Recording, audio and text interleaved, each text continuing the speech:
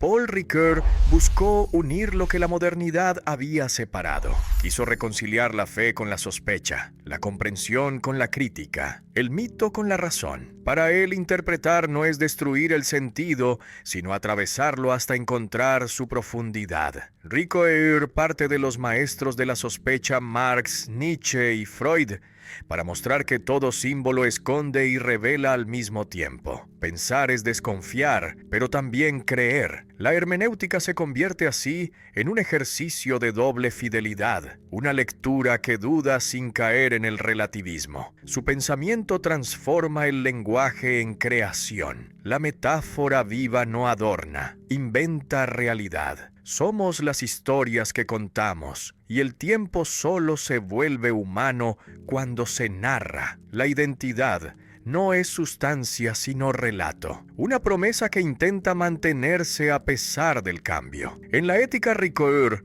une razón y compasión. Busca una vida buena con y para otros en instituciones justas. Entre la moral de la norma y la ética del deseo surge la sabiduría práctica, la capacidad de decidir bien cuando no hay reglas claras. La filosofía de Ricoeur es una invitación a comprendernos en el espejo del texto, a escuchar los símbolos sin ingenuidad y a sospechar sin perder la esperanza. Pensar es interpretar, y toda interpretación es un acto de confianza en que el sentido todavía es posible. Todo símbolo tiene estructura doble, muestra algo y oculta algo al mismo tiempo. La cruz cristiana muestra sacrificio y redención, pero oculta la violencia histórica de las crucifixiones romanas. La bandera nacional muestra identidad colectiva, pero oculta las exclusiones que esa identidad genera. Los sueños muestran contenido manifiesto, pero ocultan deseos reprimidos. Esta dualidad del símbolo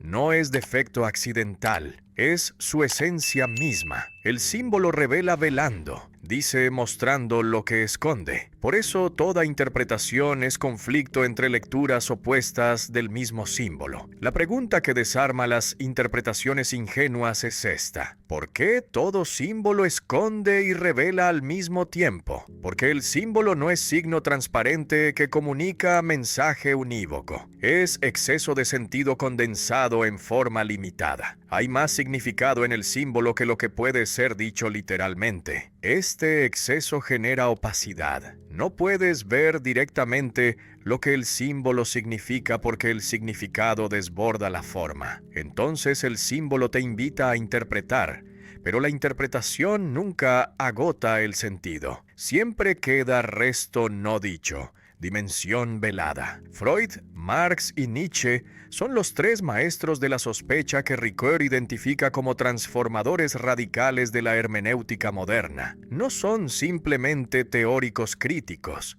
Son arqueólogos de la falsa conciencia que excavan bajo las apariencias para revelar lo oculto. Freud sospecha que la conciencia miente, que lo que crees sobre ti mismo es máscara que oculta deseos inconscientes. Marx sospecha que las ideas dominantes son ideología, racionalización de intereses de clase disfrazada de verdad universal. Nietzsche sospecha que los valores morales son voluntad de poder resentida, venganza de los débiles contra los fuertes disfrazada de virtud. Estos tres maestros comparten método común: la hermenéutica de la sospecha, que invierte la confianza ingenua en el sentido aparente. La conciencia dice: yo soy libre, yo conozco la verdad, yo actúo moralmente. Los maestros de la sospecha responden: no, tú eres determinado por fuerzas que ignoras. Tus verdades son ilusiones funcionales. Tus valores son máscaras de intereses ocultos. Esta sospecha es sistemática, no casual. No duda de este o aquel símbolo específico. Duda de la capacidad misma de la conciencia de conocerse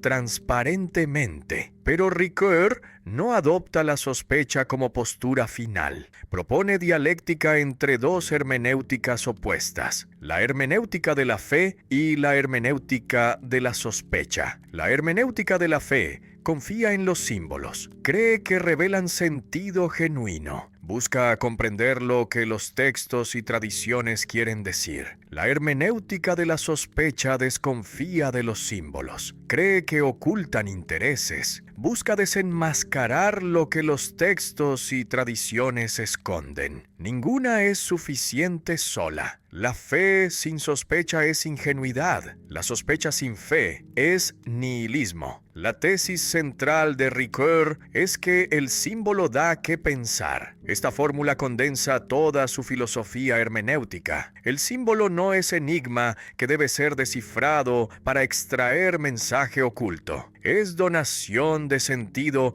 que excede toda interpretación definitiva. Da que pensar significa que provoca pensamiento sin determinarlo completamente, que abre reflexión sin cerrarla, que invita a comprender más allá de lo inmediatamente dado. El símbolo es generoso, da más de lo que parece contener, pero también es exigente, demanda trabajo interpretativo que nunca termina. ¿Cómo interpretar sin caer en el relativismo? Esta es la pregunta crucial que obsesiona a Ricoeur. Si toda interpretación es válida, entonces ninguna lo es realmente. Si cada lector puede hacer decir al texto lo que quiera, entonces el texto pierde toda resistencia. Se vuelve simple pretexto para proyecciones subjetivas. Pero Ricoeur rechaza tanto el objetivismo ingenuo, que cree en interpretación única verdadera, como el relativismo que disuelve la verdad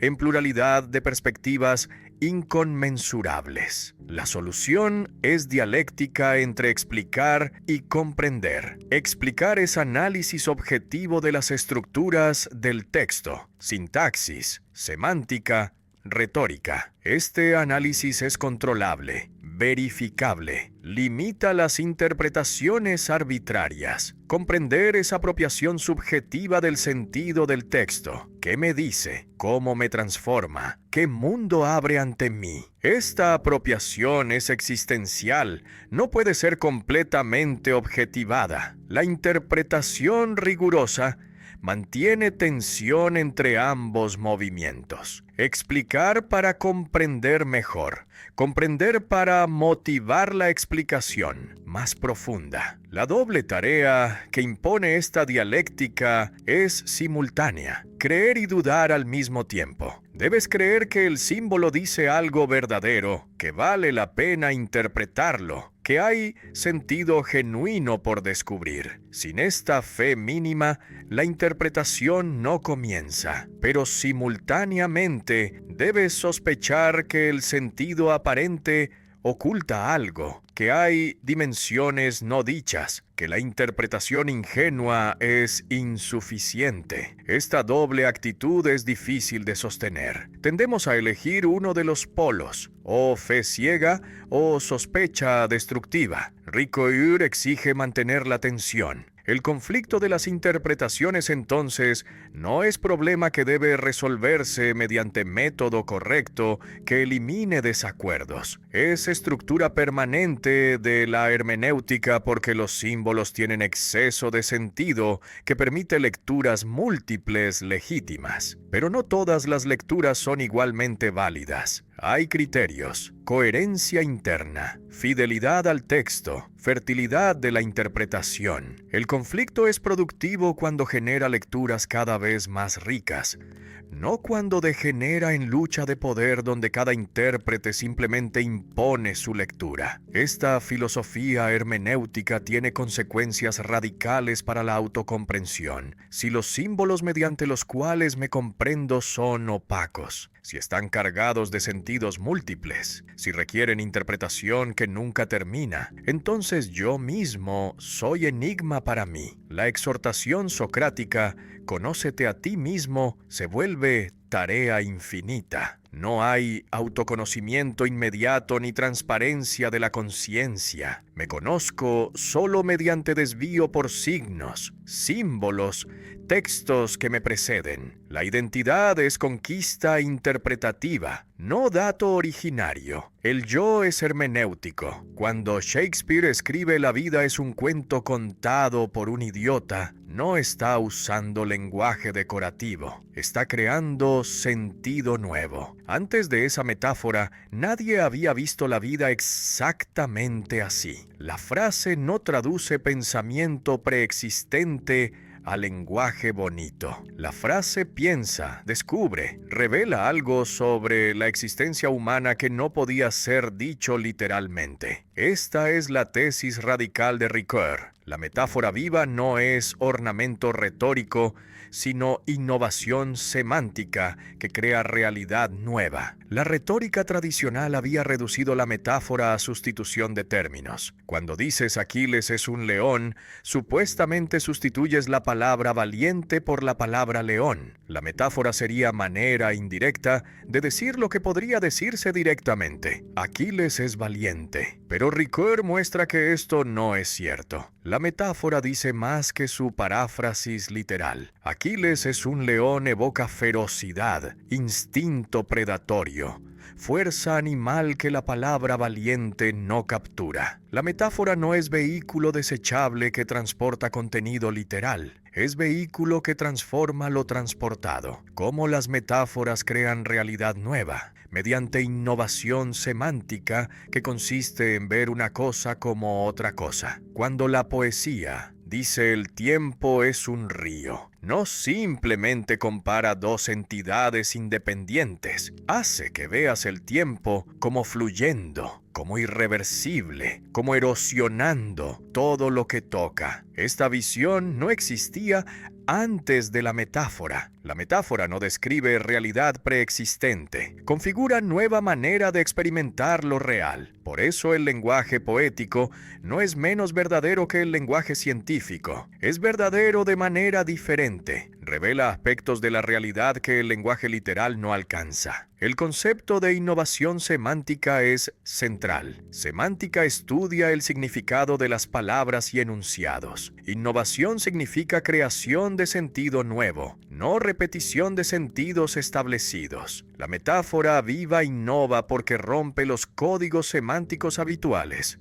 Conecta términos que normalmente no se relacionan. Genera tensión que obliga a reconfigurar el campo de significados. Cuando alguien dice por primera vez "el tiempo es dinero", está creando una metáfora que después se volverá muerta por el uso. Pero en su origen fue innovación que cambió cómo experimentamos el tiempo. Ricoeur distingue entre ver cómo y ser cómo, dos momentos de la operación metafórica. El ver cómo es momento heurístico. Cuando lees la metáfora, ves súbitamente una cosa como si fuera otra. El tiempo como río, la vida como teatro, el amor como fuego. Este ver cómo es imaginación activa, no fantasía arbitraria. Es percepción de semejanza donde antes no la había. El ser como es momento ontológico. La metáfora no solo hace que veas de manera diferente, hace que lo real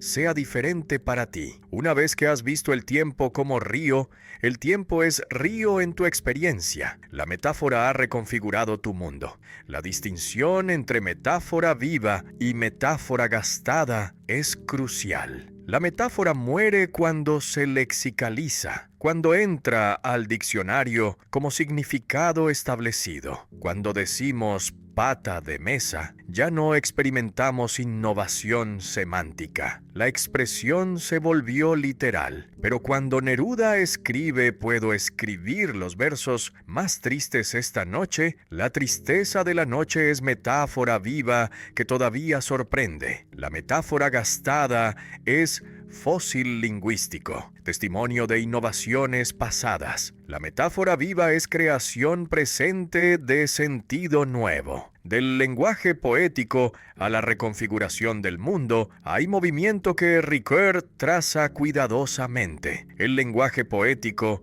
no es escape de la realidad hacia fantasías subjetivas. Es intensificación de la realidad mediante revelación de dimensiones que el lenguaje ordinario oscurece. La poesía hace que el mundo aparezca como más real, más vivo, más significativo. Esta aparición no es simple ornamentación de lo dado. Es reconfiguración donde lo real se reorganiza según nuevas configuraciones de sentido. El poeta no decora el mundo, lo recrea mediante lenguaje. ¿Por qué no podemos pensar sin metáforas? Es pregunta que Ricoeur responde invirtiendo completamente la jerarquía tradicional entre lenguaje literal y lenguaje figurado. La filosofía siempre desconfió de las metáforas. Las vio como imprecisión que debe ser eliminada para alcanzar conceptos claros. Pero Ricoeur muestra que los conceptos filosóficos más abstractos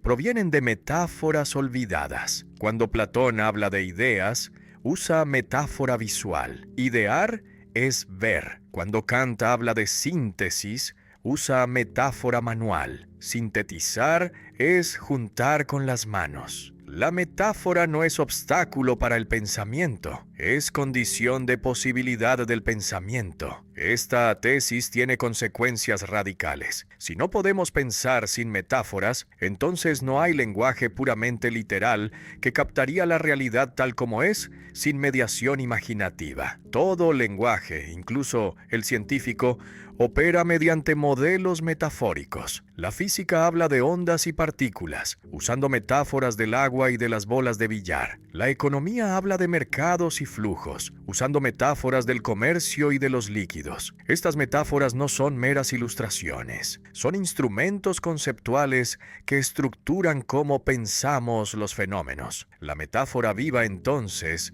es lugar donde el lenguaje muestra su poder creador. No es que el lenguaje simplemente representa mundo preexistente mediante etiquetas convencionales. El lenguaje configura mundo, abre posibilidades de experiencia, crea maneras de habitar lo real. La innovación semántica de la metáfora es caso privilegiado de este poder, pero no es excepción. Todo uso vivo del lenguaje tiene dimensión metafórica latente. Hablar no es simplemente comunicar información, es participar en la creación continua del mundo humano mediante palabras que dicen más de lo que parece que dicen. El tiempo humano es diferente del tiempo físico. El reloj marca segundos idénticos, homogéneos, reversibles en las ecuaciones, pero el tiempo vivido no es así. Los 5 minutos esperando diagnóstico médico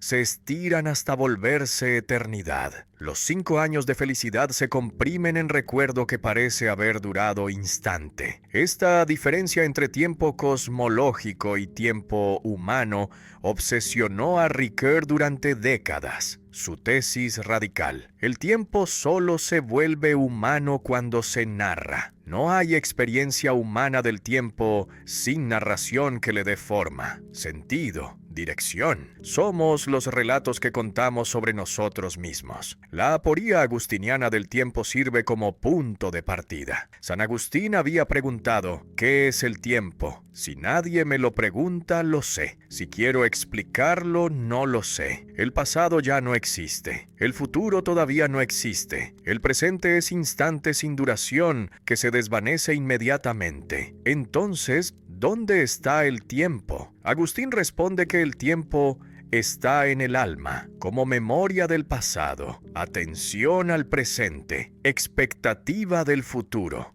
Pero esto hace el tiempo completamente subjetivo. Ricoeur busca salida mediante la narración que vincula tiempo subjetivo con tiempo del mundo. La triple mímesis es arquitectura conceptual que estructura todo el análisis. Mímesis no es simplemente imitación pasiva, es representación activa que transforma lo representado. La narración relaciona 3 niveles: prefiguración del tiempo en la acción, configuración del tiempo en el relato, reconfiguración del tiempo en la lectura. Estos tres momentos no son cronológicos, sino lógicos. Están siempre entrelazados en la experiencia narrativa completa. Mímesis y es la prefiguración. El mundo de la acción antes de ser narrado. Vivimos en red de acciones, proyectos, intenciones. Este mundo práctico tiene estructura narrativa implícita. Las acciones tienen agentes, motivos, consecuencias. Los acontecimientos se encadenan en secuencias. Hay conflictos, resoluciones, reversiones. Esta estructura prenarrativa es lo que hace posible que las acciones sean narradas. Si la vida fuera... El autor también decía que quien se suscriba ahora al canal gana 200 puntos de coeficiente intelectual. Si la vida fuera puro caos sin conexiones, no podría ser contada. La narratividad está ya en la vida antes del relato. Mímesis 2 es la configuración, el acto de narrar que transforma experiencia en historia. Aquí opera lo que Aristóteles llamó mitos, que Ricoeur traduce como trama. La trama no es simple cronología de eventos sucesivos, es síntesis de lo heterogéneo que reúne acontecimientos dispersos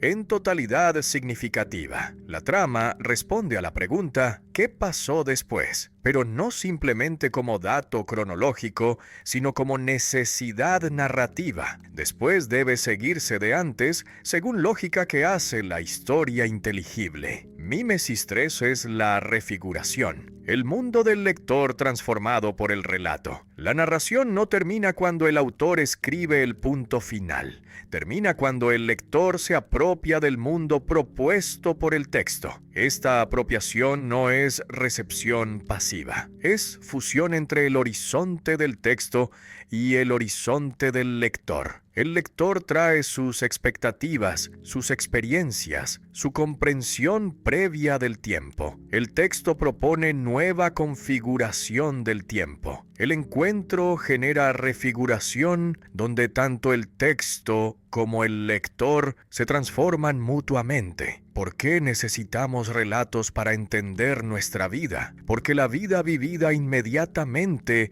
es opaca, fragmentaria, sin sentido evidente. Los acontecimientos se suceden sin que podamos discernir patrón. Solo cuando narramos, cuando transformamos la sucesión en historia, la vida adquiere inteligibilidad. La narración no añade sentido externo a vida que ya tenía sentido completo. La narración constituye el sentido al organizar los acontecimientos según trama que muestra cómo se relacionan, por qué ocurrieron, qué consecuencias tuvieron. La identidad narrativa emerge de esta necesidad. ¿Quién soy yo? No puedo responder mostrándote mi esencia eterna e inmutable, porque no tengo tal cosa. Solo puedo contarte mi historia. Pero la historia no es simple listado de hechos biográficos. Es trama que conecta esos hechos mostrando cómo configuran unidad narrativa. Soy el personaje de la historia que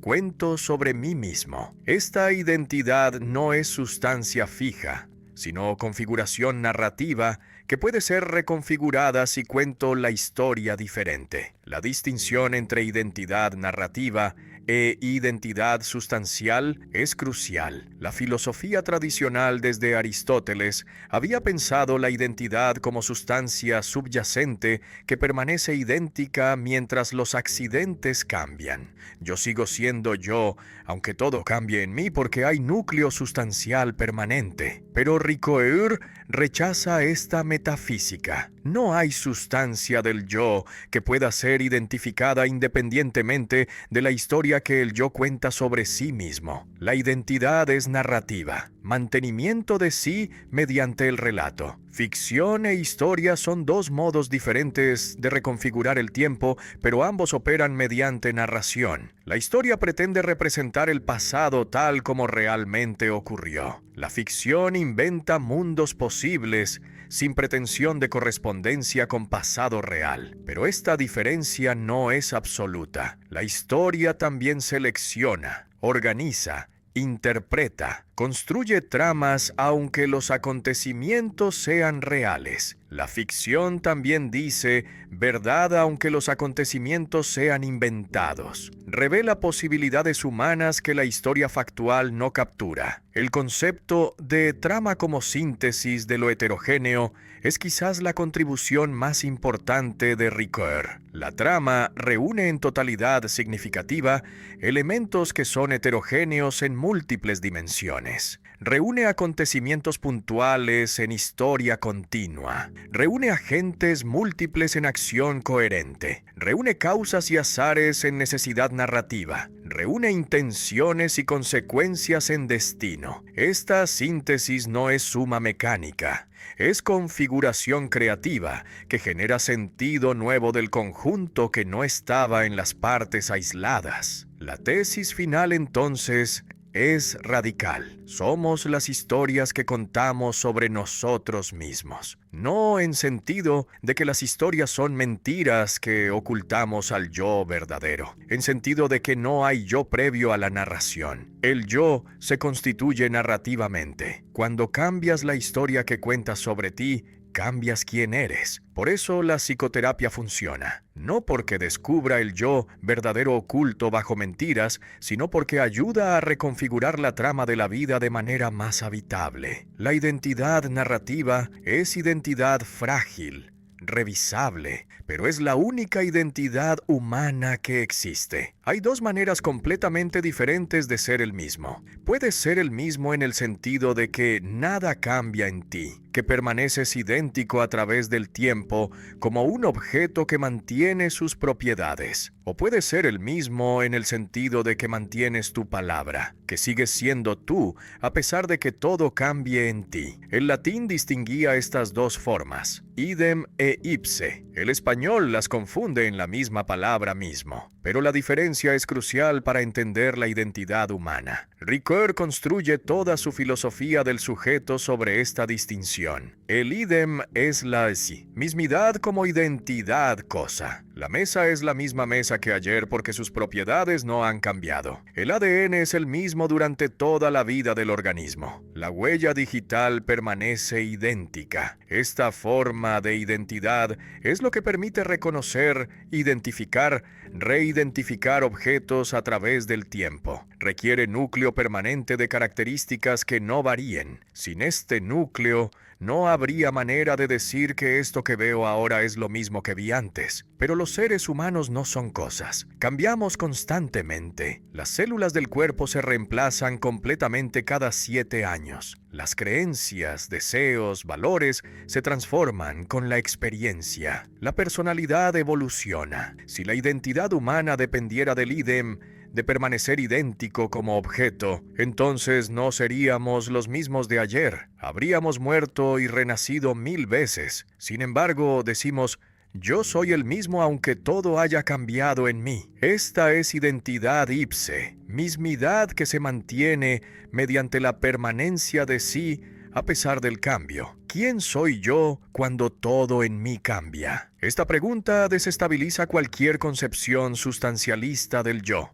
No puedo ser sustancia fija porque nada en mí permanece fijo. No puedo ser conjunto de características estables porque todas mis características cambian. Entonces, ¿dónde está mi identidad? Ricoeur responde, en la promesa. Cuando prometo, me comprometo a mantener mi palabra en el futuro a pesar de que cambiaré. La promesa es acto que crea continuidad temporal del yo sin requerir sustancia inmutable. La promesa como mantenimiento de sí es concepto brillante. No prometo porque ya soy idéntico a mí mismo en el futuro.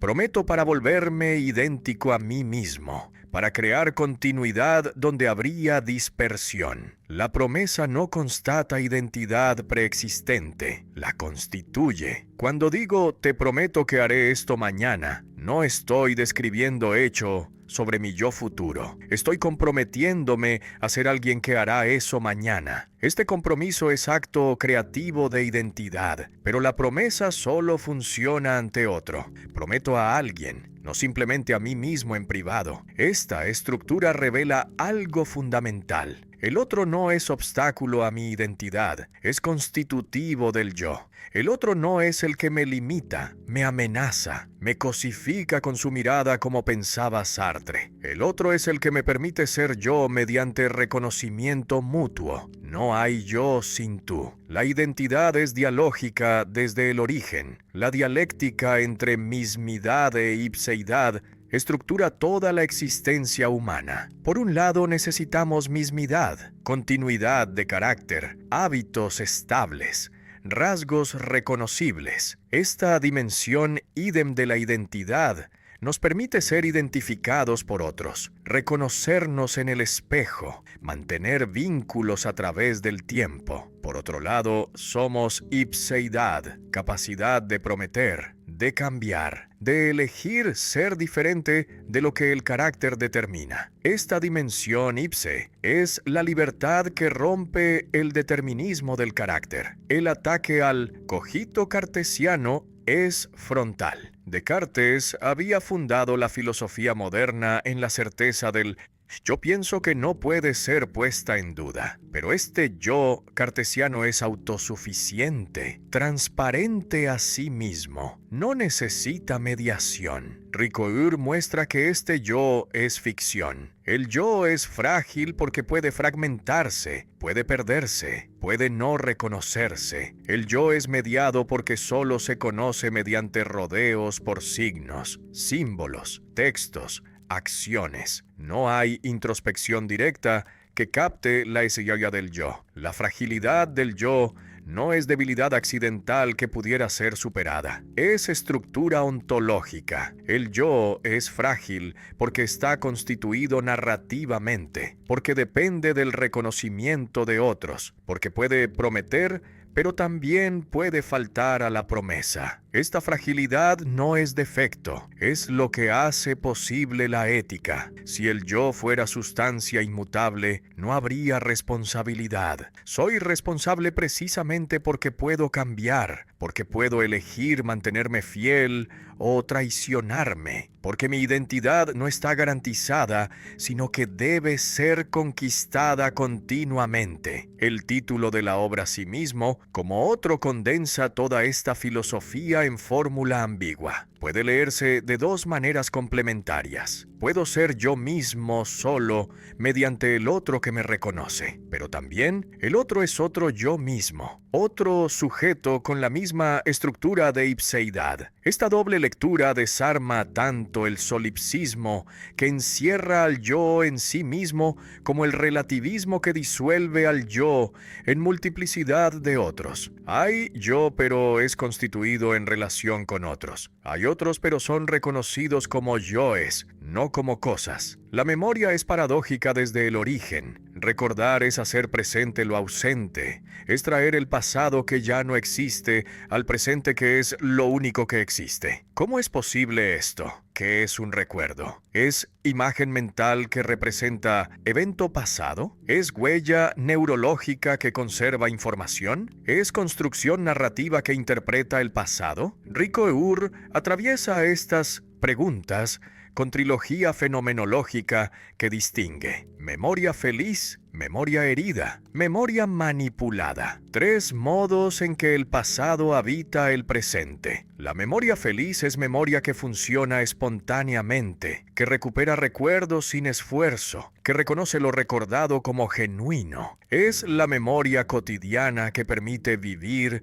sin estar constantemente cuestionando si los recuerdos son verdaderos. Esta memoria es feliz no porque recuerde eventos felices, sino porque el acto de recordar fluye sin obstáculos. Es memoria de la persona sana que no está obsesionada con el pasado, ni paralizada por traumas. Funciona como debe funcionar la memoria, conservando el pasado sin ser esclavizada por él. Pero la memoria puede ser herida. Los traumas individuales y colectivos hieren la memoria, la bloquean, la distorsionan. El sobreviviente del genocidio no puede recordar sin sufrir. La víctima del abuso no puede olvidar aunque quiera. La sociedad postdictatorial no sabe cómo relacionarse con su pasado violento. Esta memoria herida no fluye espontáneamente. Está bloqueada por mecanismos de defensa, distorsionada por necesidad de sobrevivir psíquicamente. Requiere trabajo terapéutico, individual y colectivo para sanar. Y la memoria puede ser manipulada. Los poderes políticos, las ideologías, los grupos de interés moldean la memoria colectiva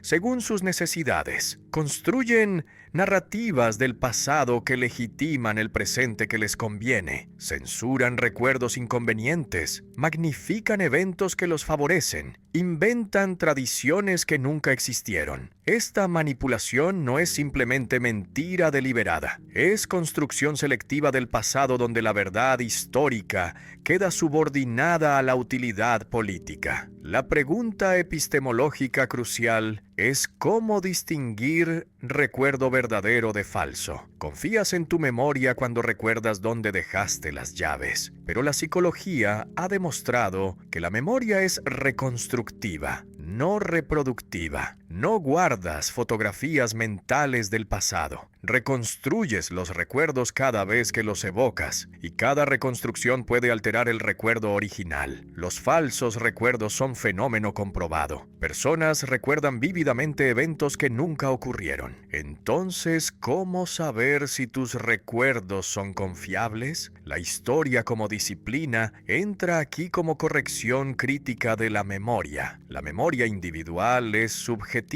La memoria colectiva es selectiva. La historia como conocimiento busca objetividad mediante método, consulta de documentos, confrontación de testimonios, crítica de fuentes. El historiador no confía en la memoria, sino que la verifica. Esta verificación no garantiza verdad absoluta, pero establece grados de confiabilidad. Algunos hechos están bien establecidos, otros son disputados, otros son inverificables. Pero la historia también tiene límites. El historiador selecciona qué documentos consultar, qué preguntas hacer al pasado, qué acontecimientos merecen atención. Esta selección está influida por el presente del historiador, por sus preocupaciones, por su contexto social. Además, los documentos mismos son selectivos. Los poderosos dejan documentos, los oprimidos frecuentemente no. La historia escrita privilegia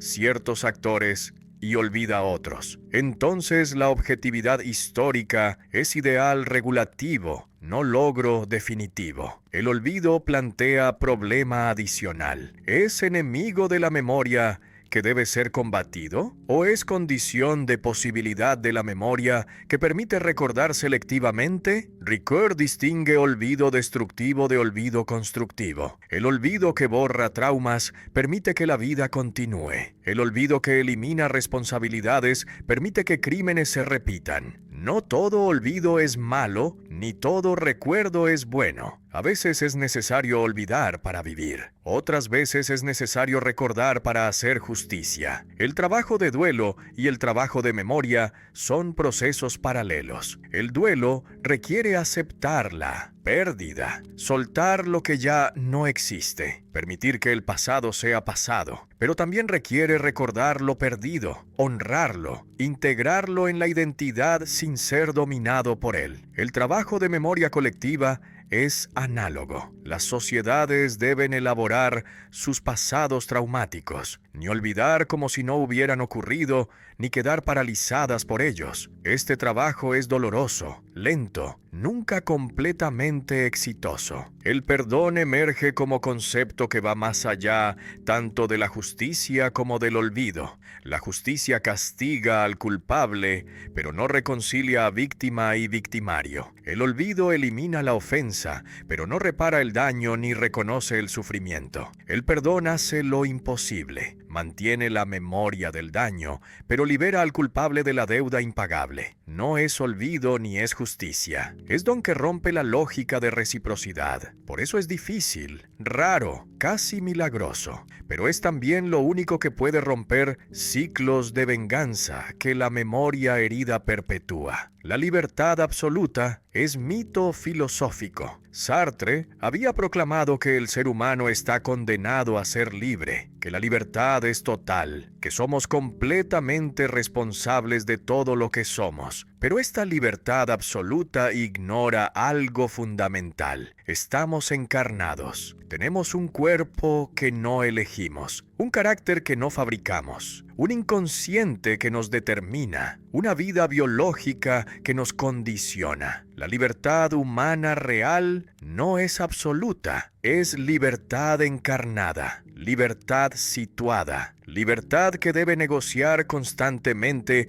con lo involuntario. La dialéctica entre lo voluntario y lo involuntario estructura toda la fenomenología ricoeuriana de la voluntad. Lo voluntario es lo que depende de mi decisión. Elijo estudiar filosofía, elijo comer esta fruta, elijo escribir este texto. Lo involuntario es lo que no depende de mi decisión, pero condiciona mis elecciones, mi carácter impulsivo, mi necesidad de dormir, mi deseo sexual. Estos dos términos no son opuestos que deban reconciliarse. Son polos de una dialéctica sin síntesis posible. No hay superación que elimine la tensión. Los tres momentos de la voluntad que Ricoeur analiza son decidir, actuar y consentir. Decidir es proyecto. Elijo un fin futuro y me comprometo a realizarlo. Actuar es ejecución. Movilizo mi cuerpo para realizar lo decidido. Consentir es aceptación. Reconozco los límites de mi poder y acepto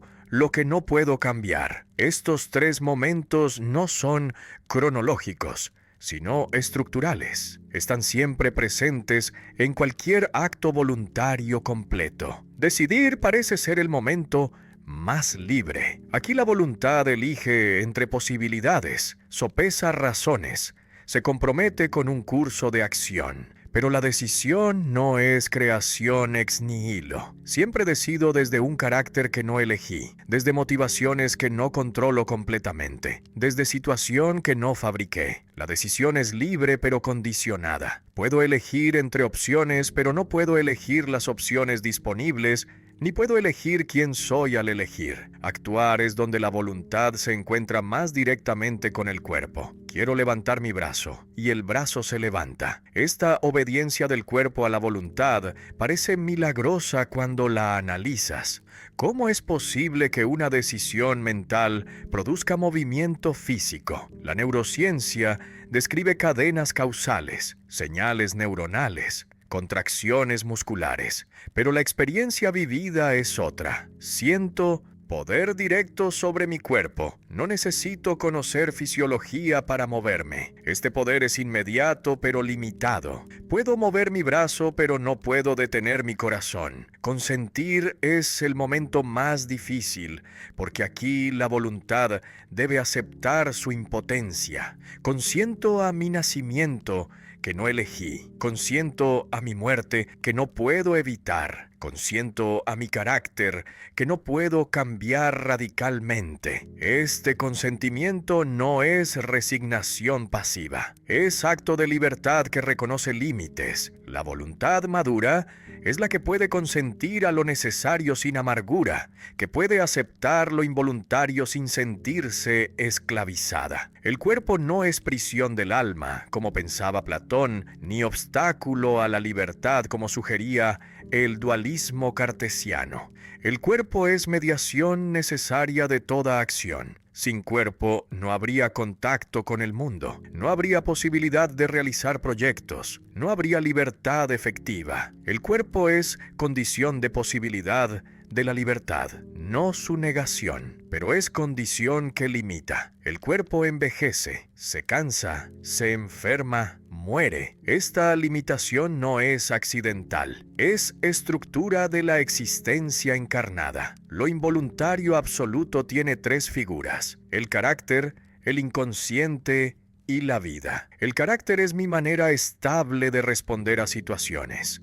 Soy impaciente o tranquilo, optimista o pesimista, introvertido o extrovertido. No elegí este carácter. Lo recibí de la herencia genética y de la educación temprana. Puedo modularlo, pero no puedo cambiarlo completamente. El inconsciente freudiano es conjunto de deseos y traumas que operan sin que yo los conozca. Determinan mis elecciones desde la sombra. La vida biológica es conjunto de necesidades que debo satisfacer: hambre, sed, sueño, sexo. Puedo diferir su satisfacción, pero no puedo eliminarlas. ¿Cómo ser libre siendo limitado? Esta es la pregunta que obsesiona a Ricoeur. La respuesta no es negar los límites ni pretender libertad absoluta. La respuesta es libertad concreta, que asume sus condiciones y trabaja dentro de ellas. Soy libre no a pesar de estar encarnado, sino mediante mi encarnación. Mi libertad es ejercicio de poderes corporales, no escape del cuerpo. Es elección entre posibilidades reales, no fantasía de omnipotencia. Es consentimiento a lo necesario, no rebeldía estéril contra lo inevitable. La crítica a Sartre es explícita. El existencialismo sartreano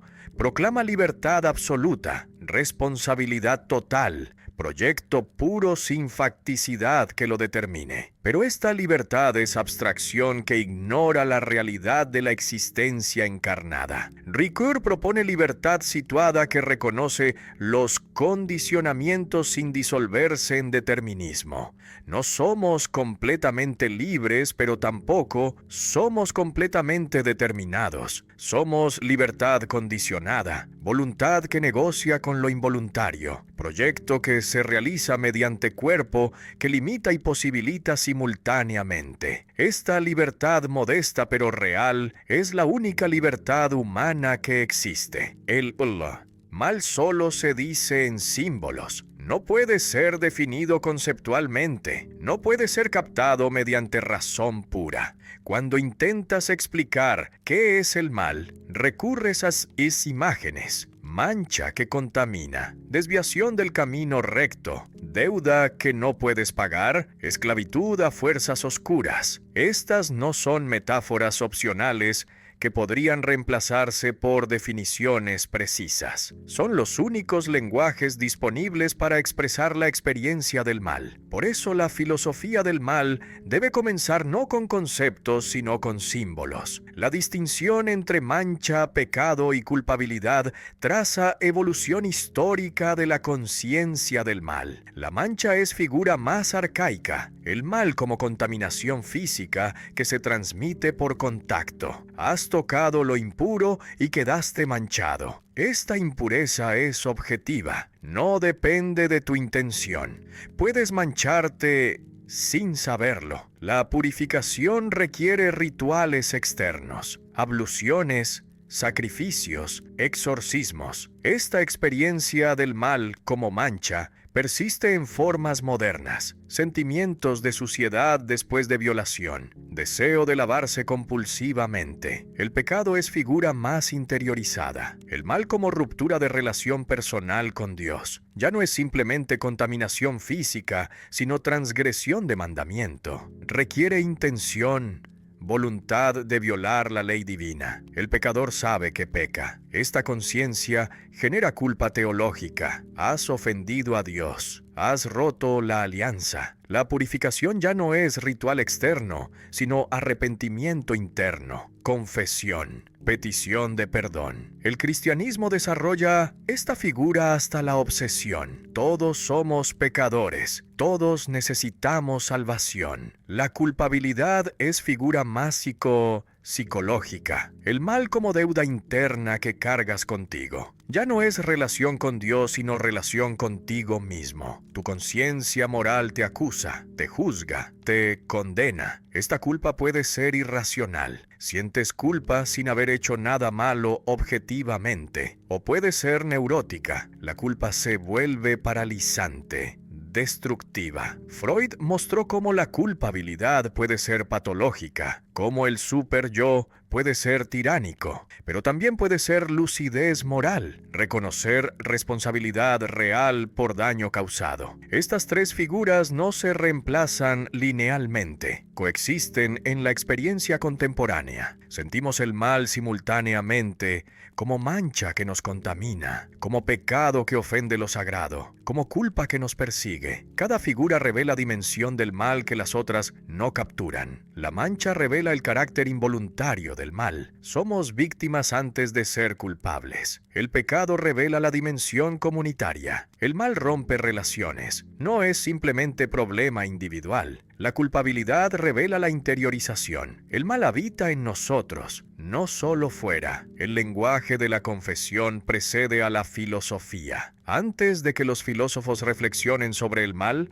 los seres humanos ya lo confiesan en mitos, ritos, narraciones. La confesión no es simple descripción de hechos pasados, es reconocimiento existencial de que has participado en el mal, de que eres culpable. Esta participación es misteriosa. ¿Cómo puedes ser responsable de algo que también te esclaviza? ¿Cómo puedes ser culpable de algo que heredaste? La confesión expresa esta paradoja sin resolverla. La pregunta crucial es por qué el mal solo se dice en símbolos. Ricoeur responde que el mal no es objeto que pueda ser observado objetivamente. Es ruptura en el ser, ausencia de bien, distorsión de lo humano. No tiene esencia positiva que pueda ser definida. Los símbolos funcionan mejor que los conceptos porque dicen indirectamente, sugieren sin definir, evocan sin agotar. El símbolo de la mancha dice más que cualquier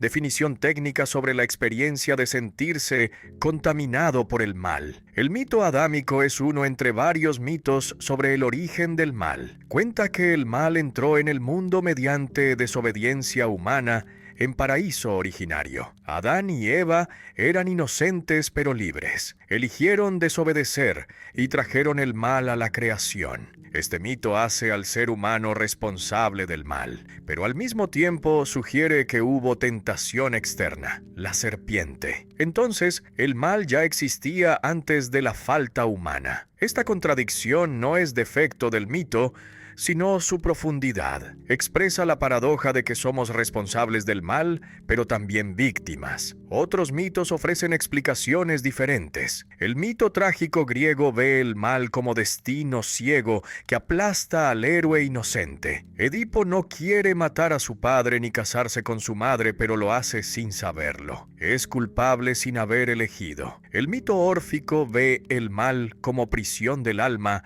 en cuerpo material. El alma es divina pero está encarnada en materia que la corrompe. El mito gnóstico ve el mal como ignorancia que esclaviza. El conocimiento libera. Estos mitos no son simplemente antigüedades superadas. Siguen operando en la cultura contemporánea bajo formas secularizadas. La falibilidad humana es concepto filosófico que Ricoeur extrae de los símbolos. Los humanos somos falibles, capaces de pecar pero no necesariamente pecadores. La falibilidad es desproporción constitutiva. Somos finitos e infinitos simultáneamente. Finitos en nuestro cuerpo, perspectiva, mortalidad. Infinitos en nuestra capacidad de preguntar, trascender, aspirar. Esta desproporción genera tensión que puede resolverse mediante mal. Intentamos ser infinitos negando nuestra finitud, o intentamos ser simplemente finitos negando nuestra infinitud. El mal es posible por esta estructura desproporcionada. El paso del símbolo al pensamiento filosófico es tarea hermenéutica. Los símbolos dan que pensar, pero no piensan por sí mismos. La filosofía debe interpretar los símbolos, extraer su contenido conceptual, someterlos a crítica racional. Pero esta interpretación no puede pretender agotar el símbolo ni reemplazarlo completamente. El símbolo siempre dice más que la interpretación filosófica. Por eso la filosofía del mal debe mantener contacto con los símbolos mientras los conceptualiza. Debe pensar desde los símbolos, no simplemente sobre ellos. ¿El psicoanálisis es ciencia o hermenéutica? Freud pretendía hacer ciencia natural de la psique. Buscaba explicaciones causales de los síntomas, leyes generales del funcionamiento mental, energética, pulsional,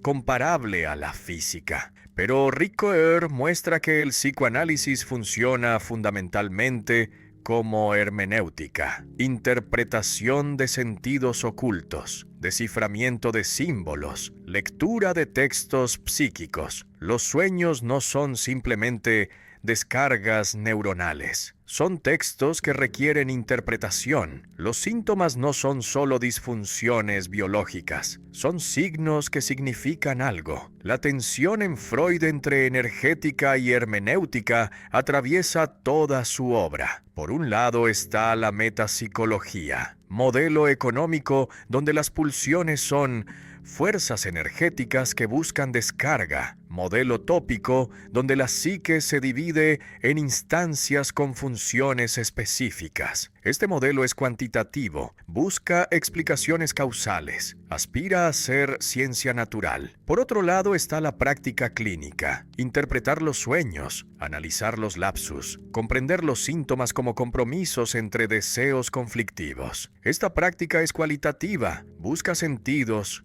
opera como hermenéutica. Ricoeur propone leer a Freud privilegiando la hermenéutica sobre la energética. No niega que hay dimensión energética real, hay pulsiones corporales, hay economía psíquica, pero lo específicamente psicoanalítico es la interpretación. La neurociencia puede estudiar la energética cerebral. Solo el psicoanálisis puede interpretar el sentido inconsciente. Esta interpretación no es arbitraria ni puramente subjetiva. Tiene reglas, criterios, verificaciones clínicas, pero es hermenéutica, no ciencia natural. La arqueología del sujeto es movimiento regresivo hacia el origen. El psicoanálisis es arqueológico porque excava hacia la infancia, hacia lo primitivo, hacia lo arcaico. Los síntomas adultos se explican mediante traumas infantiles. Los deseos conscientes se fundamentan en pulsiones primarias. La personalidad actual es resultado de desarrollo que puede ser rastreado hacia atrás. Esta arqueología es necesaria. Debemos comprender de dónde venimos para comprender quiénes somos, pero no es suficiente. La teleología del sujeto es movimiento progresivo hacia el sentido. No basta explicar el presente mediante el pasado. También debemos comprender hacia dónde tiende el sujeto, qué busca realizar, qué sentido construye. El ser humano no es solo producto del pasado, sino proyecto hacia el futuro. Los símbolos no solo ocultan deseos arcaicos, sino que también abren posibilidades nuevas de existencia. La interpretación debe ser simultáneamente arqueológica y teleológica, regresar al origen y proyectar hacia el sentido. Ricoeur encuentra en Hegel el complemento necesario para Freud. Hegel desarrolló filosofía del espíritu que es fundamentalmente teleológica. El espíritu se desarrolla hacia autoconocimiento completo. La historia progresa hacia libertad. El sentido se despliega dialécticamente. Pero Hegel ignoró el inconsciente, ignoró lo arcaico, ignoró las pulsiones. Freud descubrió lo que Hegel no vio. Pero Freud solo vio la arqueología y no la teleología. La síntesis ricoeuriana Intenta mantener ambos movimientos, hacia atrás con Freud, hacia adelante con Hegel. El inconsciente como discurso del otro es fórmula lacaniana que Ricoeur examina críticamente. Lacan había reinterpretado a Freud mediante lingüística estructural. El inconsciente está estructurado como lenguaje. Los síntomas son significantes. El deseo habla mediante cadenas simbólicas. Esta lectura enfatiza la dimensión hermenéutica del psicoanálisis, pero elimina la dimensión energética. Ricoeur aprecia la contribución lacaniana, pero rechaza la reducción completa del inconsciente al lenguaje. Hay dimensión pulsional corporal que no es simplemente lingüística. Los límites de la reflexión que el psicoanálisis revela son desafío para la filosofía reflexiva. Descartes había fundado la filosofía moderna en la certeza del cogito, pienso luego existo. Esta certeza presupone que la conciencia es transparente a sí misma, pero Freud muestra que la conciencia es opaca, que hay pensamientos que no sé que tengo, que el yo no es dueño de su propia casa. Esta es la herida narcisista que el psicoanálisis inflige a la filosofía reflexiva. El cogito herido no desaparece, pero debe ser reformulado. No hay autoconocimiento inmediato ni transparencia de la conciencia. Me conozco solo mediante interpretación de signos que no controlo. El yo no es dado sino tarea. Esta tarea requiere rodeo por el inconsciente, interpretación de los símbolos que me constituyen, reconocimiento de que soy más y menos de lo que creo ser. El cogito herido es cogito hermenéutico. Yo interpreto, luego existo. La existencia es interpretación continua de sí mismo mediante signos que nunca son completamente transparentes. Toda sociedad necesita relatos que la justifiquen. Necesita explicar por qué está organizada así y no de otra manera. Por qué ciertas personas tienen poder y otras no. Por qué las instituciones funcionan como funcionan. Estos relatos no son simplemente mentiras que las élites inventan para engañar a las masas. Son imaginarios sociales que hacen posible la cohesión colectiva, que proporcionan identidad compartida, que permiten la acción coordinada. Sin estos relatos, la sociedad se fragmentaría en individuos atomizados sin vínculos comunes. Esta es la función positiva de la ideología que Ricoeur rescata contra las críticas marxistas que veían solo falsificación. La ideología opera en 3 niveles que Ricoeur distingue cuidadosamente. El nivel más profundo es integración. La ideología proporciona símbolos comunes que identifican al grupo, que crean sentido de pertenencia, que diferencian el nosotros del ellos. La nación tiene bandera, himno, narrativa histórica. Estos símbolos integran a millones de individuos que nunca se conocerán personalmente en comunidad imaginada. Sin esta integración simbólica no habría sociedad posible. El segundo nivel es justificación. La ideología legitima el poder existente. Todo sistema de autoridad necesita ser legitimado. Los que mandan deben explicar por qué tienen derecho a mandar. Los que obedecen deben tener razones para aceptar su obediencia. La ideología proporciona estas razones. El rey gobierna por derecho divino, el presidente por voluntad del pueblo, el experto por conocimiento técnico. Estas justificaciones pueden ser más o menos válidas, pero son necesarias. El poder puramente coercitivo sin legitimación ideológica es inestable. El tercer nivel es distorsión. La ideología falsifica la realidad para ocultar contradicciones. Marx había identificado este nivel como el único. La ideología burguesa proclama libertad e igualdad, pero oculta la explotación económica. Promete movilidad social, pero perpetúa privilegios de clase. Esta distorsión no es simplemente error cognitivo, es función social. Mantener el orden establecido presentándolo como natural, inevitable, justo. Ricoeur reconoce este nivel pero insiste que no es el único ni el más fundamental. La utopía funciona inversamente. Donde la ideología integra, la utopía desintegra cuestionando los símbolos comunes. Donde la ideología justifica, la utopía deslegitima exponiendo las fallas del sistema. Donde la ideología distorsiona para mantener el orden, la utopía imagina alternativas radicales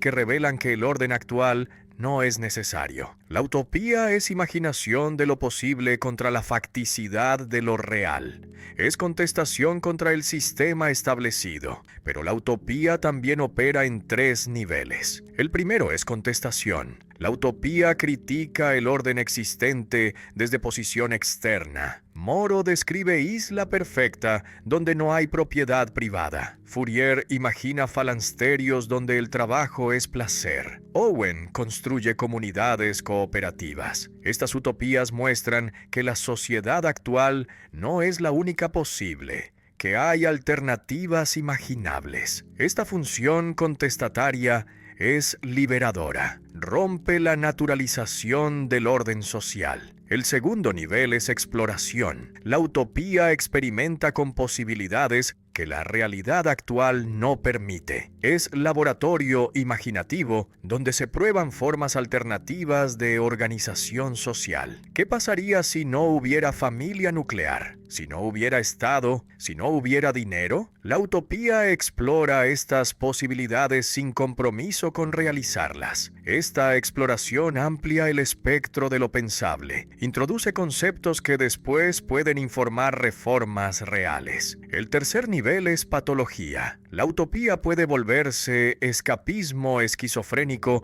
que niega completamente la realidad. La utopía que promete sociedad perfecta sin conflictos, humanidad nueva sin defectos, futuro paradisíaco sin problemas es peligrosa. Cuando esta utopía quiere realizarse mediante revolución total, el resultado es totalitarismo que destruye lo existente en nombre de futuro que nunca llega. Las utopías realizadas del siglo XX produjeron gulags y campos de concentración. ¿Cómo escapar del círculo ideológico? Este es el problema crucial. Si toda percepción de la realidad social está mediada por ideología, si los símbolos que usamos para pensar la sociedad están ya cargados ideológicamente, entonces parece imposible criticar la ideología sin usar herramientas ideológicas. Marx pensaba que la ciencia podía escapar mediante conocimiento objetivo de las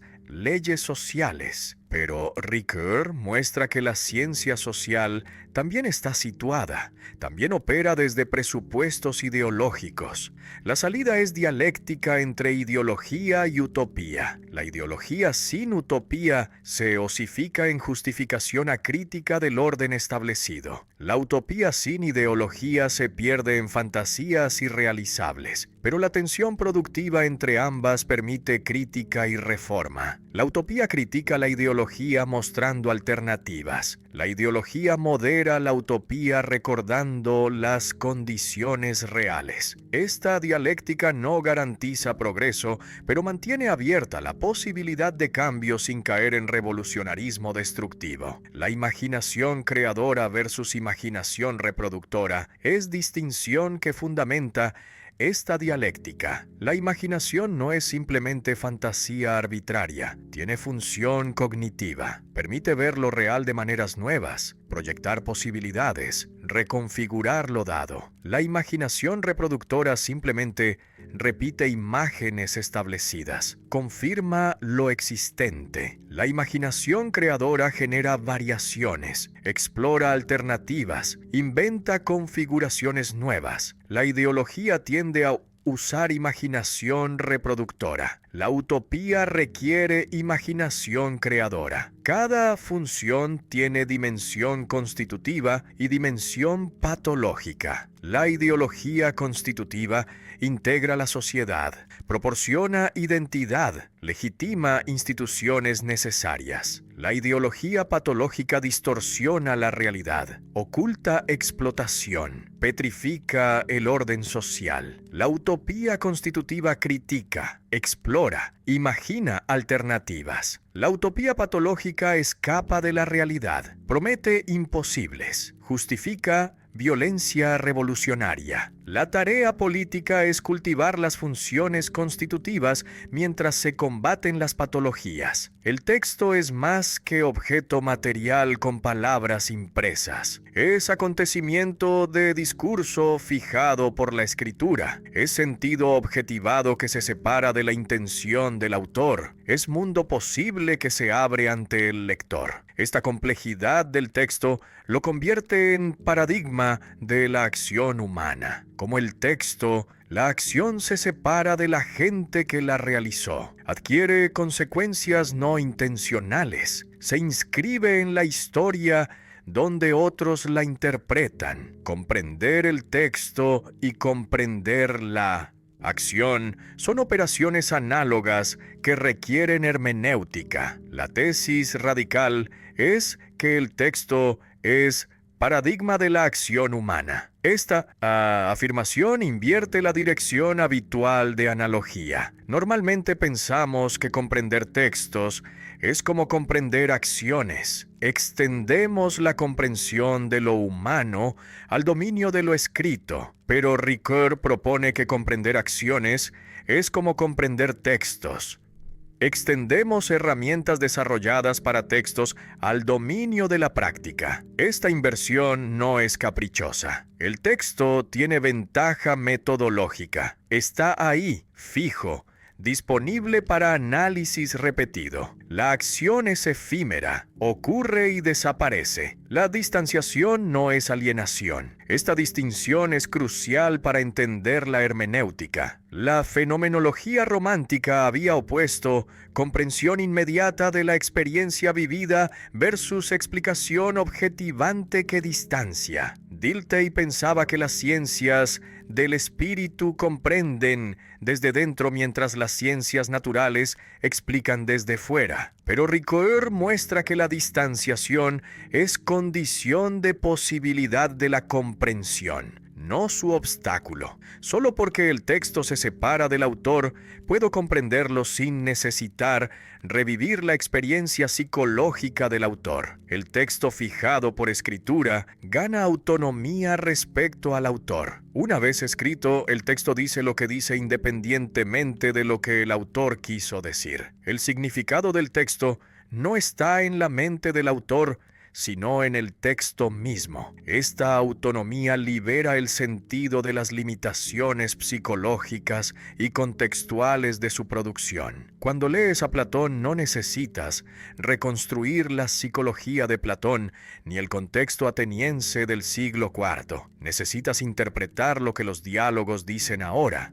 ¿Cómo hablan a tu situación actual? La apropiación es movimiento complementario a la distanciación. No basta objetivar el texto, analizarlo estructuralmente, explicarlo científicamente. El sentido del texto debe ser apropiado, hacerse propio, aplicarse a la situación del lector, transformar la autocomprensión. Pero esta apropiación no es subjetivista. No proyectas arbitrariamente tus prejuicios en el texto. Te dejas transformar por el mundo que el texto propone. La fórmula paradójica es hacerse otro para ser uno mismo. El texto te hace extraño a ti mismo para que puedas devenir en ti mismo de manera renovada. El mundo del texto versus mundo del lector nombra la tensión que la interpretación debe mediar. El texto propone un mundo, manera de habitar la realidad, configuración de experiencia posible, horizonte de sentido. Este mundo no es decoración opcional, sino referencia fundamental del texto. Cuando lees poesía no accedes a sentimientos del poeta, sino al mundo que la poesía revela. Cuando lees historia no accedes a mente del historiador, sino al pasado que la narración reconfigura. Este mundo textual encuentra al mundo del lector que trae sus propias expectativas, experiencias, preguntas, la interpretación. Ocurre en fusión de horizontes entre estos dos mundos. El horizonte del texto limita las interpretaciones posibles. No puedes hacer decir al texto cualquier cosa. Hay resistencia textual que elimina lecturas arbitrarias, pero el horizonte del lector también limita. Lees desde tu situación, desde tus preocupaciones, desde tu lenguaje. La comprensión emerge cuando estos horizontes se encuentran, se confrontan, se transforman mutuamente. No hay fusión perfecta ni síntesis final. Hay diálogo continuo. Explicar y comprender son complementarios, no opuestos. Esta tesis desarma el debate que había dominado la filosofía de las ciencias humanas. Dilthey opuso explicación causal propia de ciencias naturales versus comprensión empática propia de ciencias del espíritu. Ricoeur muestra que el texto requiere tanto explicación como comprensión. La explicación analiza estructuras, sintaxis, semántica, retórica. Este análisis es objetivo, verificable, controlable. La comprensión apropia el sentido. ¿Qué significa esto para mí? ¿Cómo me transforma? Esta apropiación es existencial, singular, no completamente objetivable. La trayectoria completa va de comprensión ingenua a explicación a comprensión crítica. Comienzas leyendo el texto con comprensión espontánea. Después suspendes esta comprensión para analizar objetivamente las estructuras. Finalmente, regresas a comprensión enriquecida por la explicación. Este círculo hermenéutico no es vicioso. Es espiral ascendente, donde cada vuelta profundiza la comprensión.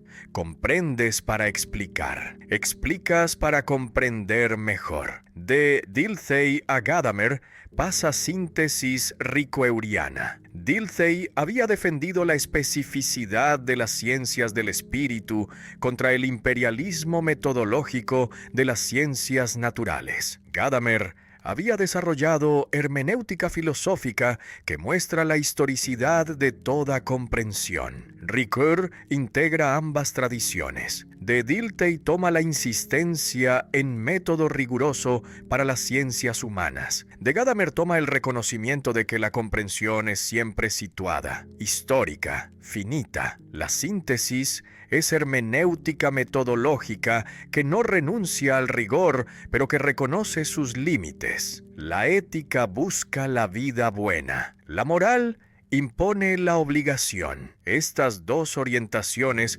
atraviesan toda la filosofía práctica occidental, pero frecuentemente se confunden. Ricoeur las distingue rigurosamente y después muestra cómo se relacionan. La ética es teleológica. Pregunta hacia dónde tiende la acción humana. ¿Qué constituye realización humana? ¿Qué es vivir bien? La moral es deontológica. Pregunta qué debemos hacer, qué normas son universalmente válidas, qué obligaciones son incondicionales. La tesis ricoeuriana es triple: primacía de la ética, pero necesidad de la norma, pero recurso a la ética en situaciones de conflicto. Esta formulación compleja mantiene tensión irreductible. No hay reducción de la moral a la ética como en Aristóteles, ni reducción de la ética a la moral como en Kant. Hay dialéctica donde cada término es necesario pero insuficiente. La ética sin moral carece de universalidad crítica. La moral sin ética carece de enraizamiento en aspiraciones humanas concretas. La vida buena se define como estima de sí. solicitud por el otro, instituciones justas. Estos tres momentos despliegan la estructura completa de la ética. No basta la autorrealización individual aislada, no basta la relación interpersonal sin instituciones, no bastan las instituciones sin relaciones personales. Los tres momentos están articulados en unidad dialéctica donde cada uno requiere los otros. Esta es la gran lección aristotélica que Ricoeur recupera contra el individualismo moderno. La estima de sí es el momento reflexivo de la ética. No es narcisismo ni egoísmo. Es apreciación de las propias capacidades, reconocimiento de que puedes actuar, certeza de que eres agente responsable. Sin esta estima de sí, no hay ética posible porque no habría nadie capaz de elegir el bien. Pero la estima de sí no es suficiente. Requiere mediación del otro y de las instituciones para no degenerarse en solipsismo. La solicitud es momento dialógico. No es simplemente benevolencia unilateral donde yo ayudo al otro desde posición superior. Es reciprocidad asimétrica donde cada uno reconoce al otro como capaz de estima de sí. La asimetría es crucial. Cuando sufres, necesitas mi ayuda más que yo necesito la tuya. Pero la reciprocidad también es crucial. Te ayudo no desde superioridad, sino desde reconocimiento de que tú también eres agente capaz. Mañana las posiciones pueden invertirse. Las instituciones justas son mediación necesaria entre yo y el otro. La ética interpersonal es insuficiente porque la mayoría de nuestras relaciones están mediadas institucionalmente. No conozco personalmente a quienes producen mi comida, mi ropa, mis libros, pero estoy relacionado con ellos mediante instituciones económicas, legales, políticas. Estas instituciones pueden ser justas o injustas. La ética requiere que sean justas, que distribuyan equitativamente beneficios y cargas, que reconozcan capacidades de todos, que protejan a los vulnerables. La moral entra como momento crítico que universaliza la ética. La vida buena puede ser interpretada particularmente. Bueno para mi comunidad, mis traditions, mis valores, pero la moral exige universalidad. Lo que es bueno debe ser bueno para todos. El imperativo categórico kantiano formula esta exigencia. Actúa solo según máxima que puedas querer que se vuelva ley universal. Esta universalización es prueba crítica que elimina máximas que privilegian arbitrariamente a la gente. Pero la moral kantiana pura es abstracta, formalista, desencarnada. Ordena respetar personas, pero no dice qué significa respeto concreto. Prohíbe mentir, pero no ayuda en dilemas donde decir verdad causa daño. Por eso, Ricoeur insiste que después de pasar por la moral, debe haber retorno a la ética. Este retorno no es simple regresión, es aplicación mediada por la norma universal a situaciones concretas que requieren juicio prudencial. La sabiduría práctica o fronesis aristotélica opera en este nivel. Cuando las normas universales entran en conflicto en situación concreta, necesitas juicio que no es simple aplicación mecánica de reglas. Es deliberación que considera circunstancias, consecuencias, alternativas. El juez debe aplicar la ley universal al caso singular. El médico debe decidir tratamiento considerando al paciente específico. El ciudadano debe votar considerando las opciones reales. Esta sabiduría práctica no es arbitraria, pero tampoco es deductiva. Es capacidad de juicio que se cultiva mediante experiencia y educación moral. ¿Qué es justo más allá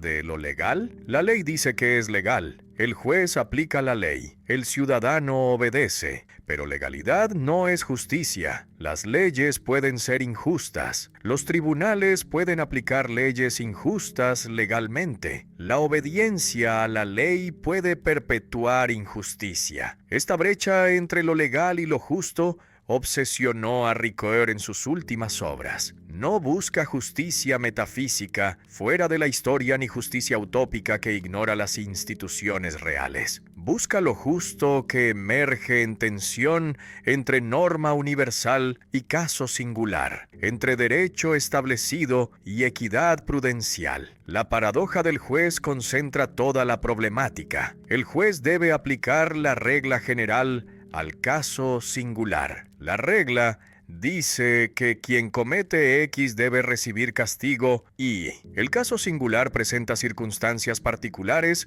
que la regla no previó. Si el juez aplica la regla mecánicamente, puede generar injusticia en este caso específico. Si el juez ignora la regla para hacer justicia al caso, destruye la universalidad de la ley. Esta paradoja no tiene solución técnica. Requiere juicio prudencial que equilibra universalidad y singularidad sin sacrificar ninguna completamente. El debate con Rawls estructura la reflexión ricoeuriana sobre justicia institucional. Rawls había propuesto teoría de la justicia como equidad basada en procedimiento. Personas racionales bajo velo de ignorancia elegirían principios que maximizan posición de los menos aventajados. Esta justicia procedimental es elegante, universalista, igualitaria. Pero Ricoeur objeta que es abstracta, que ignora tradiciones morales concretas, que presupone sujetos desencarnados sin historias particulares. La justicia contextual que Ricoeur propone no rechaza universalidad. Reconoce que necesitamos criterios que trasciendan particularidades culturales, pero insiste que la aplicación de estos criterios requiere juicio situado que considera contextos históricos, tradiciones comunitarias, circunstancias específicas. No hay algoritmo que deduzca la decisión justa desde principios universales. Hay deliberación prudencial que media entre principio y situación. El reconocimiento es concepto que Ricoeur desarrolla en diálogo con Hegel y Honneth. No basta distribuir bienes equitativamente si las personas no son reconocidas como dignas de respeto. El esclavo bien alimentado sigue siendo esclavo. El colonizado con servicios sociales sigue siendo colonizado. La justicia requiere reconocimiento mutuo de capacidades, de agencia, de humanidad. Este reconocimiento no es simplemente actitud psicológica, es estructura institucional que garantiza a todos voz política, participación económica, estima social. Las capacidades son otro elemento crucial. No basta igualdad formal de derechos si las personas carecen de capacidades para ejercerlos. El derecho al voto no sirve si eres analfabeto. El derecho al trabajo no sirve si no tienes educación. La justicia requiere crear condiciones donde todos pueden desarrollar las capacidades necesarias para participar plenamente en la vida social. Esta aproximación vincula a Ricoeur con Amartya Sen y Martha Nussbaum en énfasis sobre capacidades versus simple distribución de bienes. La justicia social emerge como síntesis entre justicia distributiva y justicia de reconocimiento. Las instituciones justas distribuyen equitativamente recursos y oportunidades, pero también reconocen a todos como agentes capaces, crean condiciones para desarrollo de capacidades, garantizan participación efectiva en decisiones colectivas. Esta justicia social no es utopía irrealizable, es ideal regulativo que orienta reformas institucionales continuas. El tercero es figura que Ricoeur introduce para mostrar límites de la ética interpersonal. La relación yo-tú es dialógica, inmediata, basada en reconocimiento mutuo. Pero la justicia no puede limitarse a esta relación dual. Está siempre el tercero. Otros que no están presentes en la relación, pero que son afectados por ella. Las instituciones median relaciones con estos terceros ausentes. El juez representa el tercero tercero cuando arbitra conflicto entre dos partes. El Estado representa los terceros cuando regula relaciones económicas. Esta figura del tercero revela que la justicia es más que amor ni amistad. El amor privilegia al amado sobre otros. La amistad es selectiva, no universal. Pero la justicia debe tratar a todos equitativamente. No puede haber preferencias arbitrarias. El tercero es quien demanda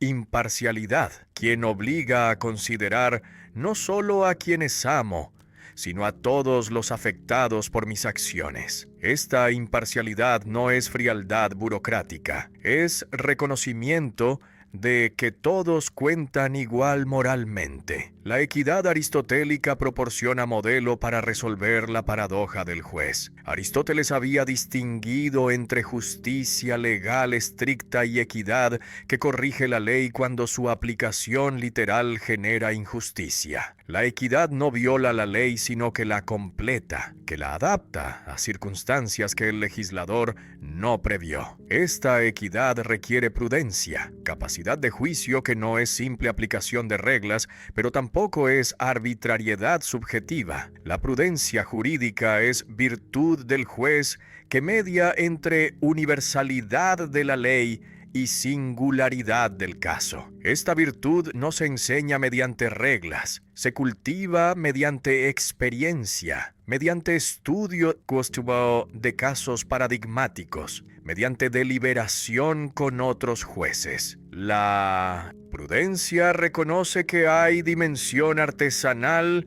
en la administración de justicia que ninguna teoría puede eliminar, pero también reconoce que no es pura intuición, es juicio informado por principios, limitado por procedimientos, abierto a revisión crítica. ¿Por qué existe el mal si Dios es bueno y omnipotente? Esta pregunta ha obsesionado a la teología durante milenios. Si Dios es omnipotente, puede prevenir el mal. Si Dios es bueno, quiere prevenir el mal, pero el mal existe. Entonces Dios no es omnipotente, o no es bueno, o no existe. Esta es la aporía de la teodicea, el intento de justificar a Dios frente a la existencia del mal. Ricoeur examina este intento y concluye que es fracaso especulativo necesario, no porque la pregunta sea inválida, sino porque el mal es escándalo que resiste racionalización completa. Los límites de la teodicea son múltiples. La teodicea intenta explicar el mal como medio para bien mayor. El sufrimiento educa, el mal prueba la fe, el libre albedrío requiere posibilidad del mal. Pero estas explicaciones son obscenas cuando se confrontan con mal radical. El niño torturado hasta la muerte no fue educado por su sufrimiento. El genocidio no probó la fe de los exterminados. El libre albedrío del torturador no justifica el dolor de la víctima. La teodicea que explica el mal lo trivializa, lo hace tolerable, lo integra en economía divina. Pero el mal es precisamente lo intolerable, lo que no debe ser. El fracaso especulativo de la teodicea no elimina la pregunta, sino que la transforma. No podemos responder especulativamente por qué existe el mal, pero podemos responder prácticamente qué hacer ante el mal. Esta es la respuesta que Ricoeur propone, del lamento al mito, del mito a la sabiduría, de la sabiduría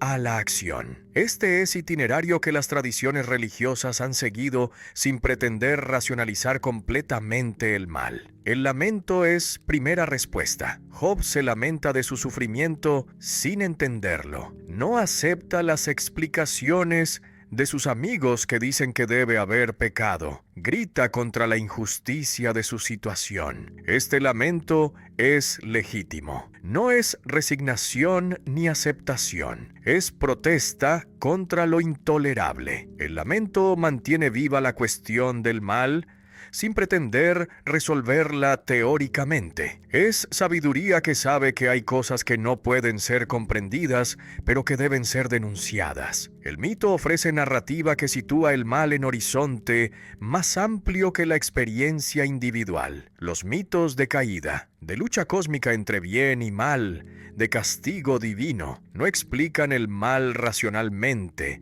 pero lo hacen vivible al insertarlo en drama cósmico. Estos mitos no son verdades literales, pero tampoco son falsedades. Son verdades simbólicas que expresan dimensiones del mal que el lenguaje literal no alcanza. El mito reconoce que el mal es más que error cognitivo o disfunción social. Es ruptura ontológica que afecta la estructura misma del ser. La sabiduría emerge cuando el mito es interpretado sin ser literalizado. Los libros de Job y Coelet desarrollan sabiduría que cuestiona teodiceas fáciles. Job descubre que el sufrimiento del inocente no tiene explicación racional. Coelet descubre que la vida es vanidad, que no hay retribución justa garantizada. Esta sabiduría es oscura, no ofrece consuelo barato, pero es honesta. Reconoce la opacidad del mal sin pretender transparentarlo mediante teorías. El sufrimiento de los inocentes es desafío ético que ninguna teodicea puede resolver. Cuando el niño sufre, cuando el justo es perseguido,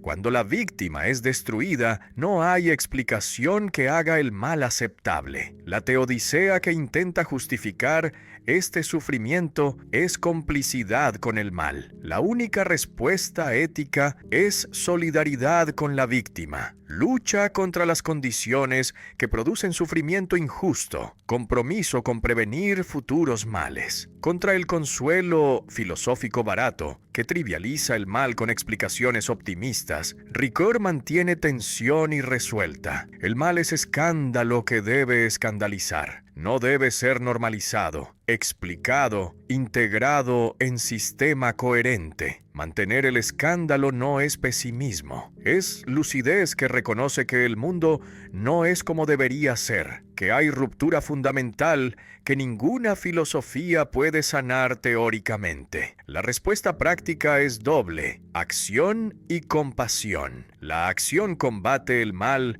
en sus manifestaciones concretas: injusticia social, opresión política, violencia estructural. Esta acción no presupone que podemos eliminar el mal completamente. Reconoce que el mal siempre renace en formas nuevas, pero lucha contra sus manifestaciones presentes sin esperar victoria final. La compasión acompaña a quien sufre sin pretender explicar su sufrimiento. No ofrece teodicea sino presencia, reconocimiento de que el sufrimiento es real e injusto. Esta combinación de acción contra el mal y compasión con quien sufre no resuelve el problema especulativo, pero ofrece respuesta existencial. No sabemos por qué existe el mal, pero sabemos qué debemos hacer: combatirlo donde podamos, acompañar a quien sufre, mantener viva la esperanza de que el mal no tiene la última palabra. Esta esperanza no es garantía teológica ni optimismo ingenuo. Es apuesta práctica que hace la vida moral posible a pesar del escándalo del mal. La palabra reconocimiento tiene múltiples sentidos que parecen inconexos. Reconocer es identificar algo que ya conoces. Reconozco esta melodía, este rostro, este lugar. Reconocerse es aceptar tu identidad. Me reconozco como responsable, como limitado, como mortal. Ser reconocido es recibir validación de otros. Soy reconocido como ciudadano, como experto, como persona digna. Ricoeur traza itinerario filosófico que muestra cómo estos sentidos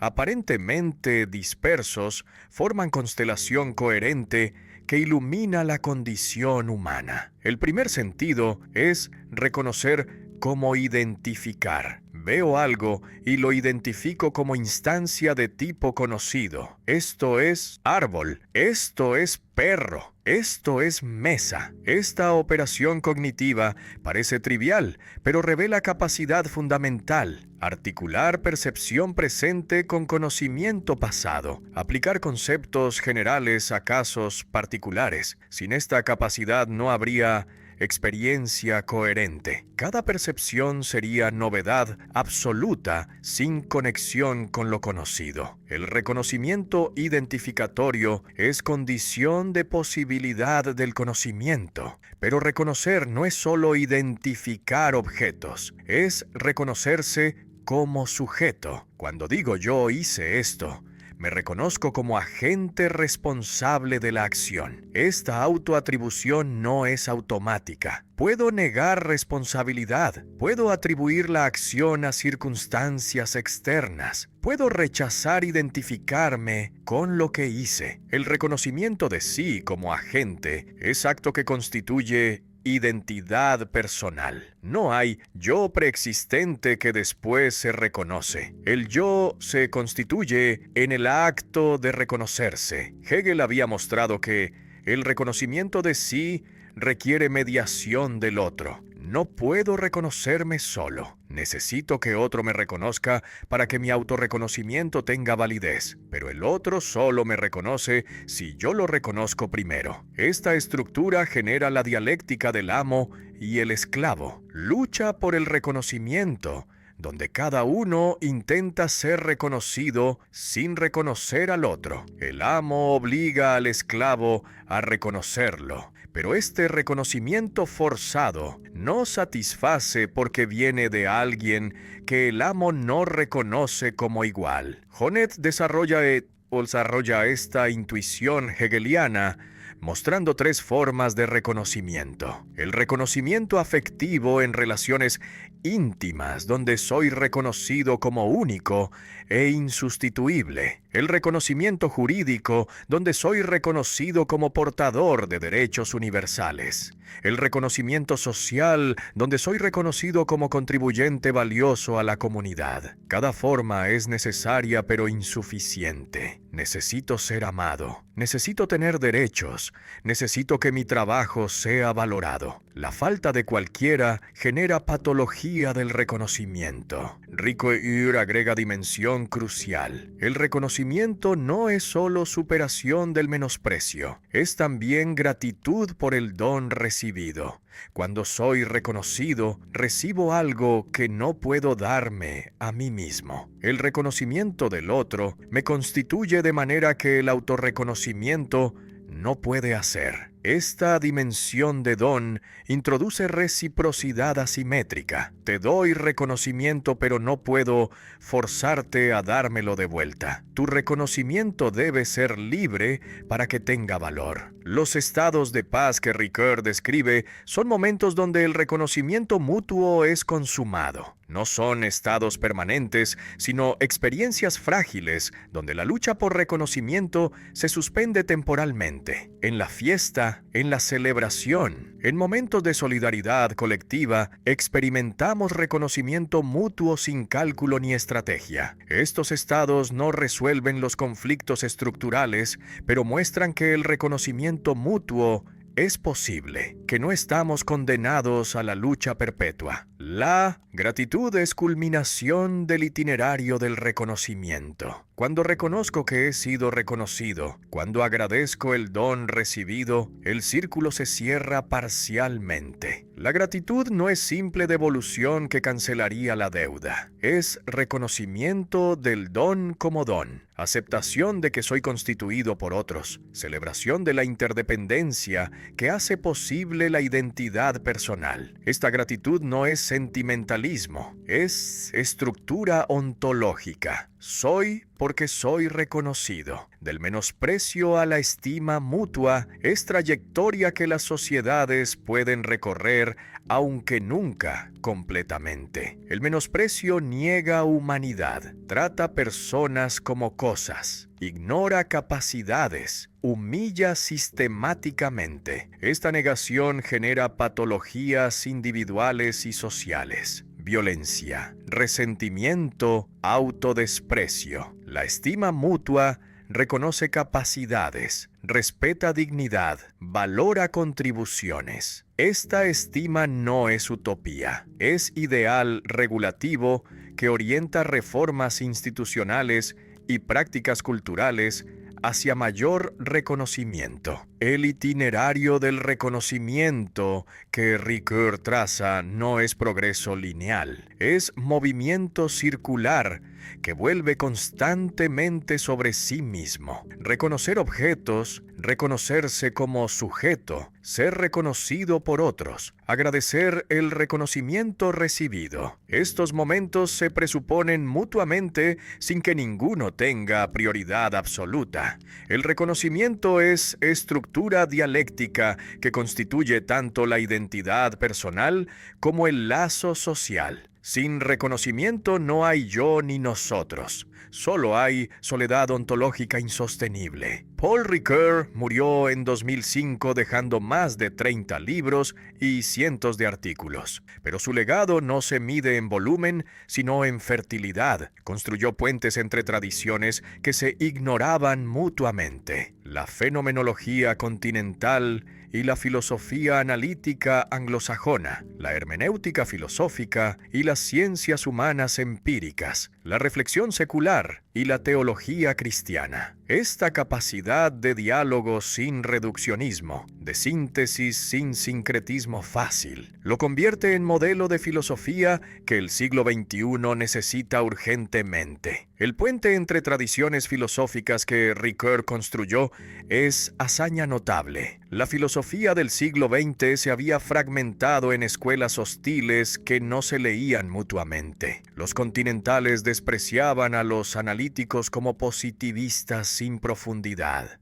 Los analíticos despreciaban a los continentales como oscurantistas sin rigor. Ricoeur mostró que esta división era falsa. Usó filosofía así analítica del lenguaje para clarificar conceptos hermenéuticos. Usó fenomenología para mostrar dimensiones que el análisis lógico ignoraba. Esta síntesis no diluía las diferencias, sino que las ponía en diálogo productivo. La influencia en bioética es ejemplo de fertilidad práctica de su pensamiento. Los comités de bioética enfrentan dilemas donde principios universales entran en conflicto: autonomía versus beneficencia, justicia versus utilidad. La ética narrativa que Ricoeur propone ofrece herramientas. Considera no solo principios abstractos, sino también historias concretas de pacientes, familias,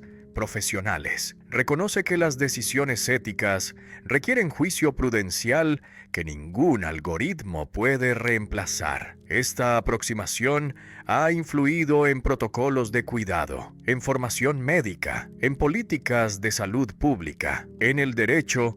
Su filosofía de lo justo ha inspirado teorías sobre interpretación judicial, sobre equidad, sobre justicia transicional. Los jueces, que deben aplicar leyes a casos singulares, encuentran en Ricoeur fundamento filosófico para el ejercicio de prudencia que ni viola la ley ni la aplica mecánicamente. Las comisiones de verdad y reconciliación, que deben lidiar con pasados traumáticos, encuentran en su obra sobre memoria, perdón y reconocimiento recursos conceptuales para navegar tensión entre justicia y paz. La narratología también ha sido transformada por su obra. Los estudios literarios, la teoría de la historia, la psicología narrativa, todos han incorporado conceptos ricoeurianos: identidad narrativa, triple mímesis, configuración del tiempo en relato. Estas herramientas permiten analizar no solo textos literarios, sino también autobiografías, testimonios, narrativas mediáticas. La comprensión de que somos las historias que contamos sobre nosotros mismos ha revolucionado cómo pensamos memoria, trauma, identidad personal y colectiva. El diálogo con neurociencias que Ricoeur apenas comenzó se ha vuelto urgente. Las neurociencias afirman que pueden explicar la conciencia, la voluntad, la identidad personal mediante procesos cerebrales. Esto parece amenazar la fenomenología que describe experiencia vivida en primera persona. Pero la distinción ricoeuriana entre explicar y comprender ofrece salida. Las neurociencias explican mecanismos, pero no agotan el significado de la experiencia. Puedes explicar neuronalmente la decisión sin eliminar la responsabilidad moral de la gente. La fenomenología hermenéutica como método sigue siendo vigente. En un mundo saturado de datos,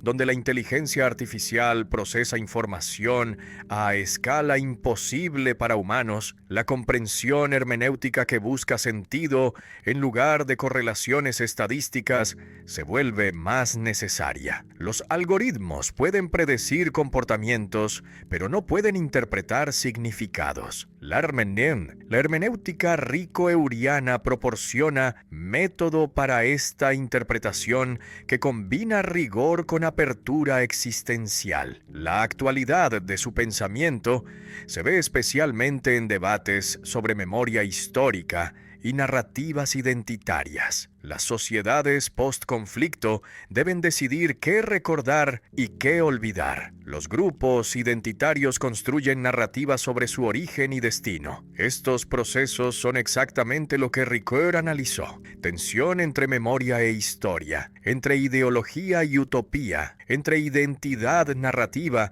e identidad sustancial. Sus conceptos no resuelven los conflictos, pero permiten comprenderlos mejor y navegar sus complejidades sin caer en dogmatismos. La filosofía como trabajo del concepto y paciencia del sentido es lema que resume su estilo. Contra la filosofía espectacular que busca provocar, contra el oscurantismo que cultiva impenetrabilidad, contra el tecnicismo estéril que pierde contacto con experiencia vivida, Ricoeur practicó filosofía como artesanía conceptual paciente. Esta paciencia no es pasividad, sino virtud, disposición a pensar largamente problemas complejos sin buscar soluciones fáciles. El siglo XXI acelerado, ansioso de respuestas inmediatas, necesita recuperar esta paciencia ricoeuriana que sabe que los problemas filosóficos fundamentales no admiten